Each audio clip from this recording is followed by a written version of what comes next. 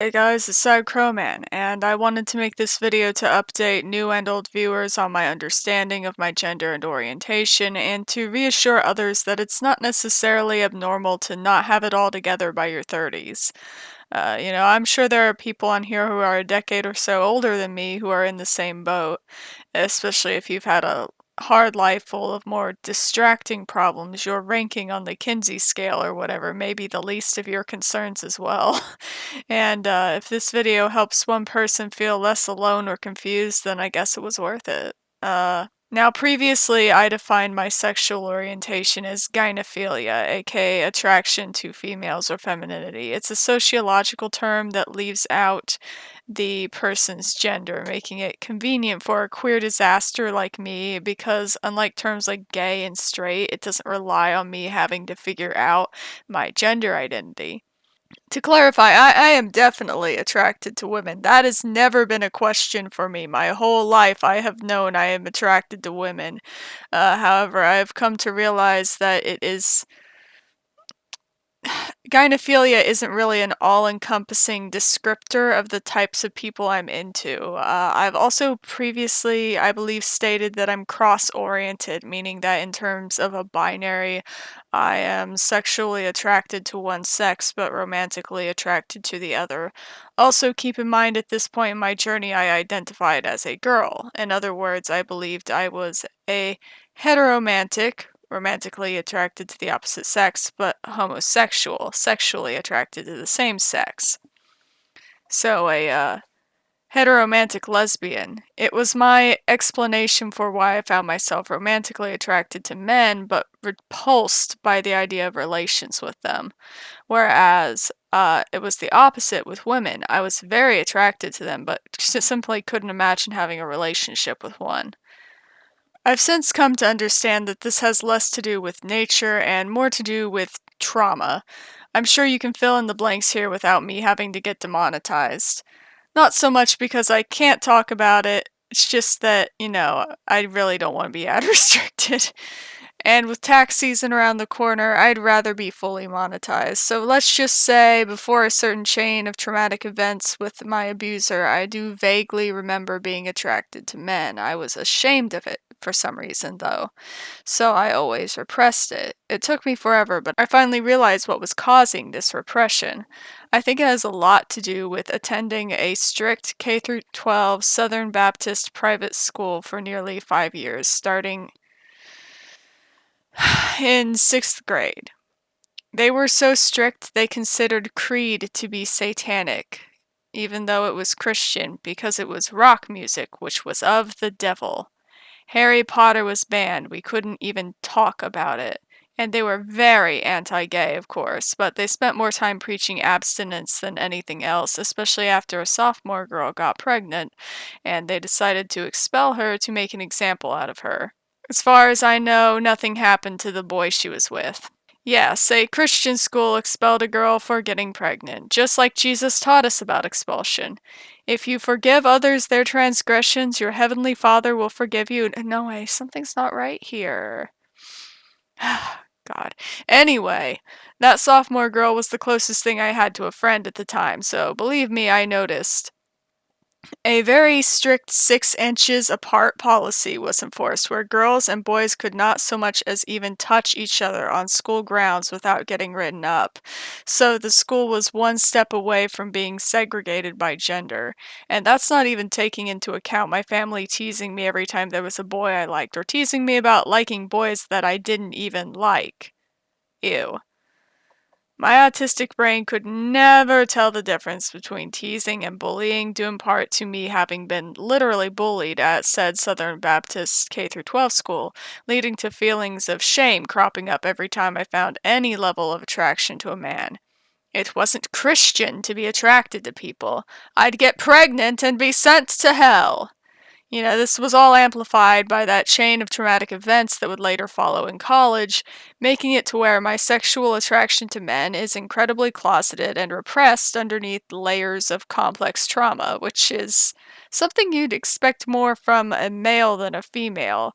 You know, repressing attraction to males. Don't get me wrong, I was ashamed of my attraction to women too, but I got over that pretty fast because there wasn't as much shaming involved in it, just threats of hellfire. And, like, can you really imagine hellfire? I mean, and when I tried to pray the gay away, nothing happened. So at the age of 12, I decided that specific Christian faith that school taught had to be wrong because otherwise, after praying about it, surely I would be into boys, but not too into boys, right? Not too into boys, just enough into boys. And plus, girls are just so pretty. Like, did you notice? I mean, come on. No level of shaming was going to convince me girls weren't pretty. So, yeah. Congratulations. Christian private school made me effectively gay. I repeat, Christian private school made me gay!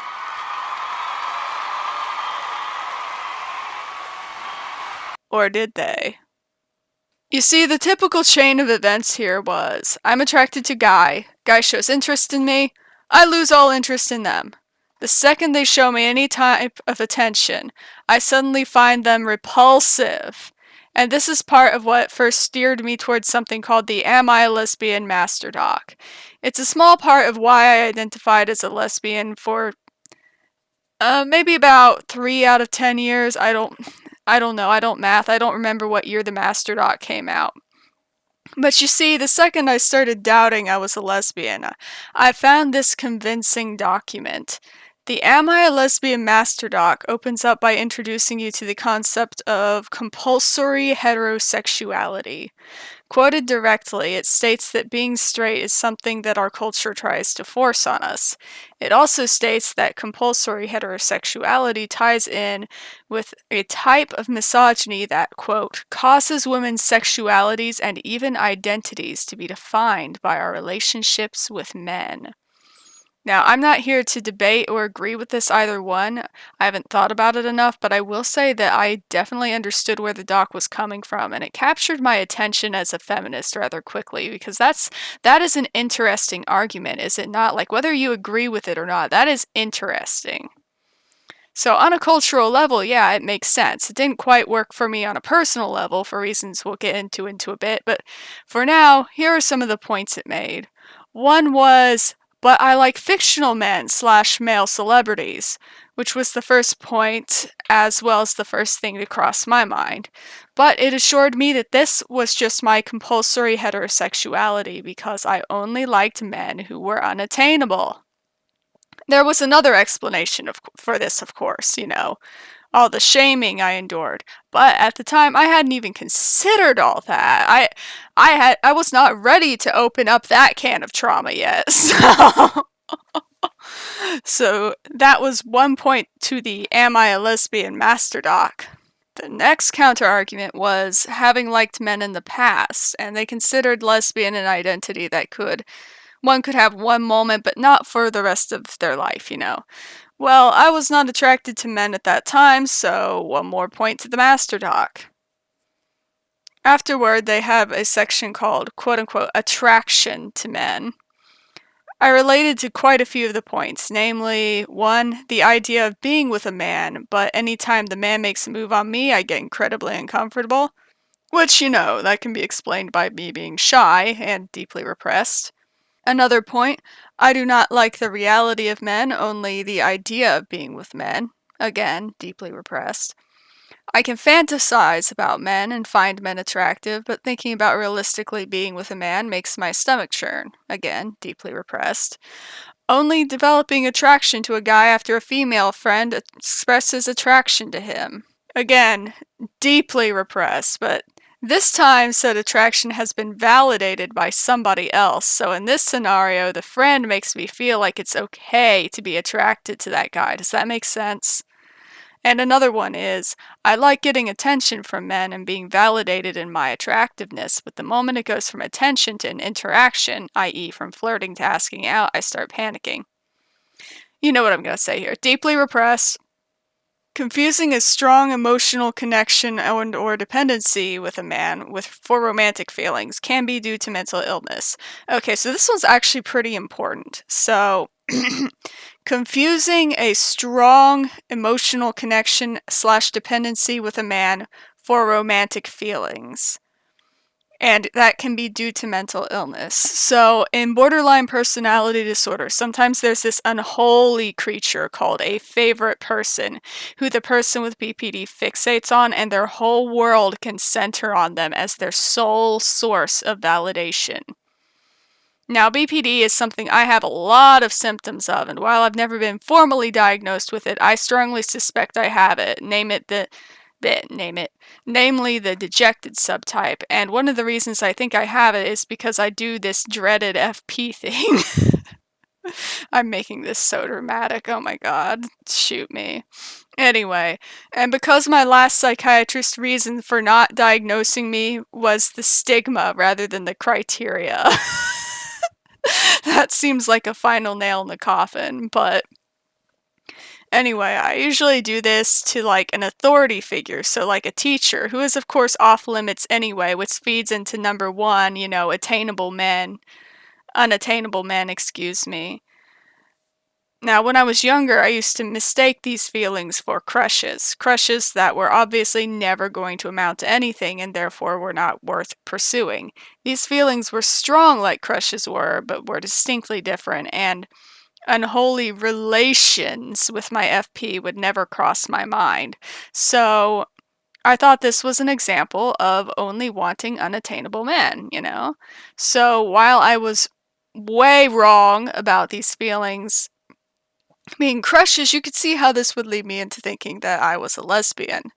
Especially when I identified as a girl, Every man I had a quote unquote crush on, I wanted nothing to do with. Oh, and another point that I really related to, but for different reasons, was you get crushes on just about every guy you're friendly with because there's really no difference between friendships and crushes to you. But hey, when all of your guy friends only befriend you because they want to pursue a relationship with you, and literally all of them are playing the long game and ditch you the second they get girlfriends, you can see where I'd be confused. And very, very hurt for that matter. And the list goes on and on with things that are relatable, but for reasons other than me being a lesbian. But we're not here to rip on the Am I a Lesbian Master Doc today, by the way. For all I know, it's helped a lot of people.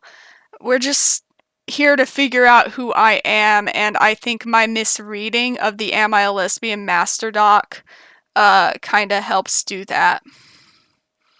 I truly think that my default factory settings are set to bisexual or maybe pansexual, whatever, and that's just being obscured by layers of complex trauma.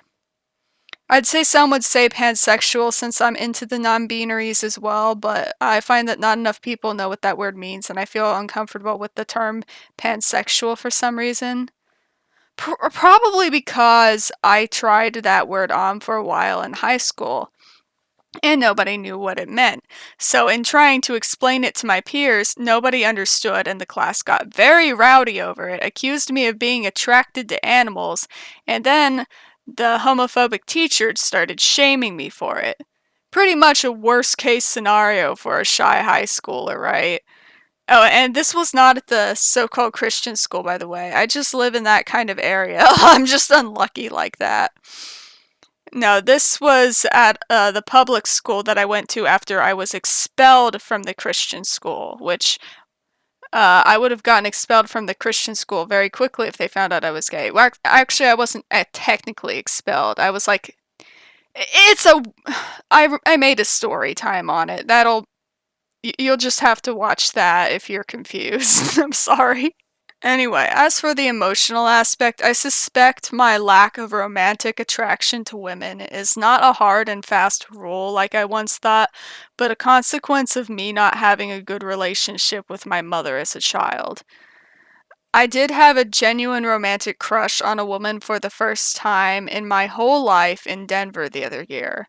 Going back to my childhood, I seeked out emotional nurturing from my father, not my mother. Speaking of my father, he was also the parent I wanted to be like when I grew up, not my mother, something that displeased her a lot. It started to bother the whole family when I insisted on dressing like a boy and resented being a girl. So maybe Christian school didn't make me gay. Maybe Christian school made me straight!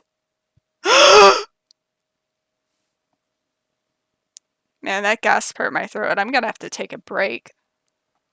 So, yeah, now that we've answered the question of whom I'm attracted to, we're getting to the who am I anyway portion. This is significantly harder to pinpoint. It's something I've struggled with my whole life, but I believe at one point I stated I was gender fluid. I no longer believe this is the case, or if this is the case, let's put it this way. That wasn't my answer. I just hiccuped. Anyway, let's put it this way.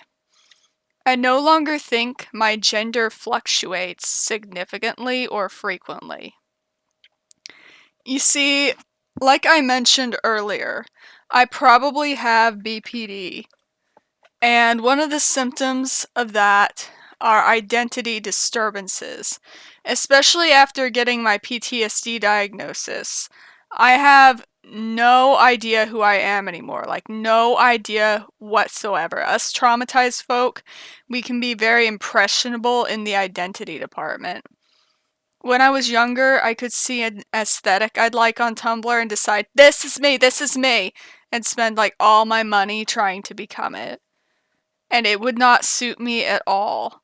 So, to best figure out who I am, let's not look at what I like currently, because that can change very frequently as well, but let's look at who I used to be back before trauma struck. Who was I when I was 5 years old and mostly unsullied by the evils of this chaotic world? I need to stop being so dramatic. Well, as early as I can remember, I met the children's diagnostic criteria for gender dysphoria, which is a lot stricter for kids than it is for adults. Note that I'm using my college textbook, which referenced the DSM-5, so it may have changed since then, and also I'm not a doctor. I repeat, I'm not a doctor. But back when I was in college, in order to be diagnosed with gender dysphoria, children had to meet 6 of the following 8 criteria, one of which had to be number 1. Note that I put these into layman's terms. Okay, I think that's enough disclaimers. Let's get started. 1. Insistence that one is the other gender or some alternative gender like non-binary. Check. I insisted quite frequently I was not a girl. I used the word tomboy because I didn't understand gender, and also it was the 90s. To me, tomboy basically meant what non-binary would mean today. So I wasn't actually using the word correctly. I just liked that the word boy was in it and the word Tom was in it, and excuse me again, I didn't understand that the word still had a female gendered meaning. Number 2 is strong preference for wearing clothes of the opposite sex and resistance to wearing clothes typical of the same sex. Check. Getting me in a dress was the hardest thing for my parents to do, but they did succeed a number of times through force. On top of dressing like a boy, I also wanted to cut my hair short like a boy's. I was very angry when clothes shopping because they insisted on putting me in girls' clothes and shopping in the girls' section. It drove me nuts. I wanted nothing to do with it. Number 3, strong preference for cross-gender roles and make-believe play. Not sure about this one. I usually played as females with very masculine traits. So while not quite playing as the opposite gender, I never liked any kind of play like housewife or damsel in a tower. It would be more like Dragon Slayer or Spy or something, which again, 90s, girls couldn't like those things back then. So those were male gendered things. 4. Preference for toys, games, or activities stereotypically associated with the opposite gender. Check. I was revolted by any stereotypical girl hobby. Number 5, strong preference for playmates of the other gender. Check. All my friends were boys, except for one girl who also identified as a tomboy, albeit possibly for different reasons. I lost touch with her, so I wouldn't know. Number 6, rejection of toys, games, and activities typical of assigned gender. Check. They made me feel dysphoric. Also, why are 4 and 6 two different points? And if separate, shouldn't they at least be next to each other because they're the same? Whatever. Why am I nitpicking an old DSM? Number 7 is a strong dislike of one's sexual anatomy. Now, can I even talk about this? I don't know if I can talk about this. But let's just be honest here. I didn't know what a vagina was until I was 15, so I don't think this one even applies to me, so let's not even talk about it. I want to stay monetized. Number 8. Strong desire for primary and or secondary sex characteristics that match experienced gender. Check. I was constantly angry that I wasn't as tall, strong, as fast as the boys were, and I was very resentful of my body as it started to develop in a more female frame as I got older. So that is 7 out of 8 criteria. My dysphoria was quite loud, and while my parents love to this very day, pretend that I never showed any signs of dysphoria, I did. Every single day. Every single bloody motherfucking day. And of course, your kid can't just meet those 6 criteria, by the way. It also has to cause distress or impairment for the gender dysphoria diagnosis, which it did cause me a significant level of distress my whole childhood. And what I think is notable here also, my gender was not at all fluid as a child. Whatever I was, a boy or something in between, maybe something in between, my gender was inflexible. So I can't help but wonder if everything I thought made my gender fluid before was actually just a presentation of my trauma.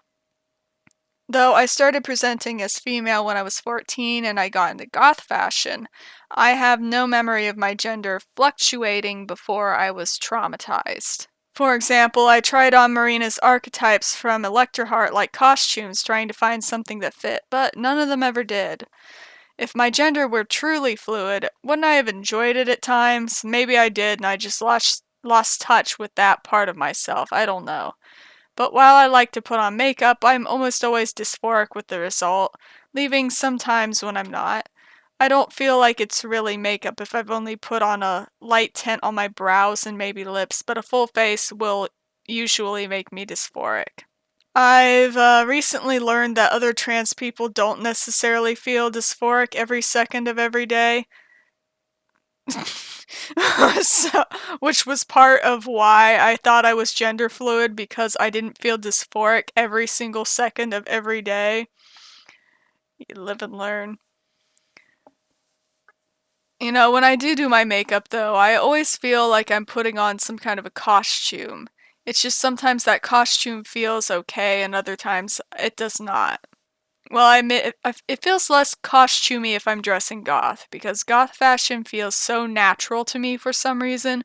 Probably because I dressed like that all throughout my high school years and early college before taking a break because my parents convinced me that dressing goth, would keep me from getting a job, which, spoiler alert, I didn't get a job anyway. Joke's on you, Mom and Dad, and mostly that joke is on me, I guess, actually. Oh, look there in the top right corner, there's a storytime video where I talk more about getting into goth and then getting out of goth and then getting back into it again. Go watch that, so I can pretend YouTube is my job. So anyway, what's this mean for me? Am I going to transition? Honestly, I don't know. It's kind of hard to transition when you have no idea who you are. I guess I'm most likely non-binary because despite all the dysphoria as a kid, I don't recall ever pinpointing that I felt like a boy. But I do remember feeling like I was mostly a boy. Does that make sense?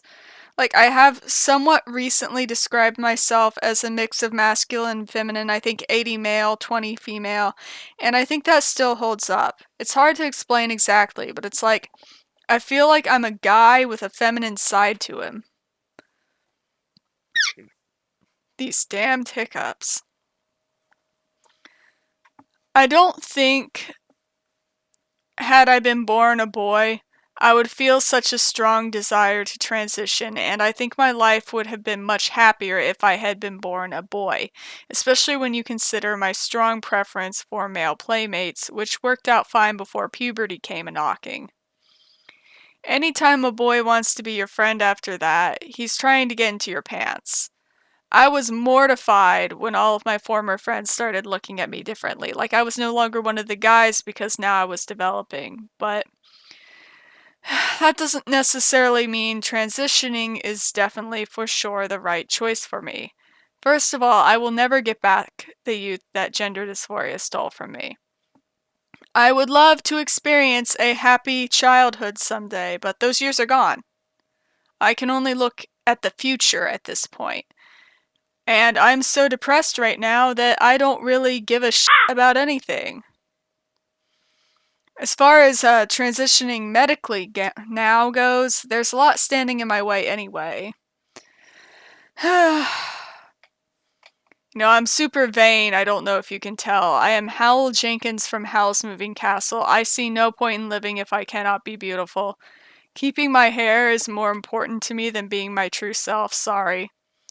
Obviously, I have a lot more, I guess you'd call it, social capital as a girl. The current beauty standard is slim, thick girls who are skinny and have big butts, meaning as long as I stay a girl, I get to stay the beauty standard for at least another 10 years, maybe. Or at least as far as bodies go. I don't know about my resting bitch face. It's not very womanly, but whatever. If I became a boy, my face would probably be alright, but I'd be quite a bit short. You can't tell in photos, but I'm actually only 5'3". There's also a chance that testosterone could either turn you like crazy hairy or make you start balding or somehow both. And I'm not saying anyone should stop from transitioning if they feel strongly about it. There are solutions. You can get hair plugs.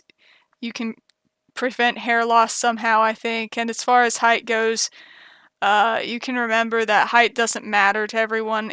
It shouldn't matter as much as it does to people, in my opinion. And in my case, I can get my spine decompressed and maybe grow an inch or two. But, all of this, vanity aside, it's still a very big transition. I mean, a big decision. And it's worth noting that I'm financially dependent on my family still, and they do not support me transitioning at all. They won't even acknowledge that I am not a girl, and my father likes to go on these long rants about trans people in front of me, and believe me, I've tried to explain, but realistically, I can't do anything that will risk me being put on the street. I don't have anywhere to go if I get kicked out again. I've already been homeless once. It's a long story, but it was not fun times, and I would rather not risk it happening again. Because, hot take, there are states of existence worse than feeling dysphoric. And not having a home is one of them. If you've been following me for a while now, you know that I've seen a lot of life's tragedies, and yeah, I have PTSD, blah blah. So in comparison to everything else going on or not going on in my life, gender dysphoria honestly feels like a small footnote right now. So, what am I gonna do? Well, I think it's best that I ride with my identity disturbances instead of trying to fight them. If I feel like putting on makeup one day and feeling dysphoric later, it is what it is. I'm a little bit crazy, I may as well accept it. Oh no, I'm gonna start singing now. I'm not gonna do it, I'm not gonna start singing. If I sing by the end of this episode, you have to shoot me, you have to put me out of my misery. But anyway, makeup isn't inherently a girls only thing. There are lots of gay and bisexual men who love to wear makeup, and sometimes or all the times, and I am 2000% sure if I transitioned, I would be one of those men, okay? Makeup is fun, alright? As for transitioning, I'm starting slow and small. I'll buy a binder if I can afford one, obviously. Tax season, it's no fun when you're self-employed. I make most of my money through Patreon and YouTube, so it depends on how much value I can provide to you guys, I suppose. But anyway, why a binder? Well, it just seems like a safe place to start because it's not permanent, or it's not like an expensive decision like ripping off my titties is. I'd also like to build a nice gender-neutral goth wardrobe because clearly something about goth feels right for me. Maybe it doesn't register as gender to me, like goth is just too music to be gender. Things that only make sense to non-binary people. Uh, Testosterone isn't something I'm interested in at this exact moment, but my mind may be changed later, but only if my status quo changes dramatically, because again, I don't have the support of my family, so becoming my true self can't come before I find financial independence, and that's just sad reality. And it's not just me, this is a sad reality for a lot of trans people, so I don't feel like getting up here on my channel and cry, wah, wah about something that affects so many people. And as far as dating goes, I guess that means I get to choose between open-minded bisexuals or maybe pansexuals. Or dying alone. Yeah, dying alone sounds more likely. Well, that's it. I think I have rambled quite enough. I think I have said way more than needed to be said. So please rate, subscribe, and blessed be motherfuckers. See y'all. Please support me on Patreon for extra bonus content. Love you, little shits.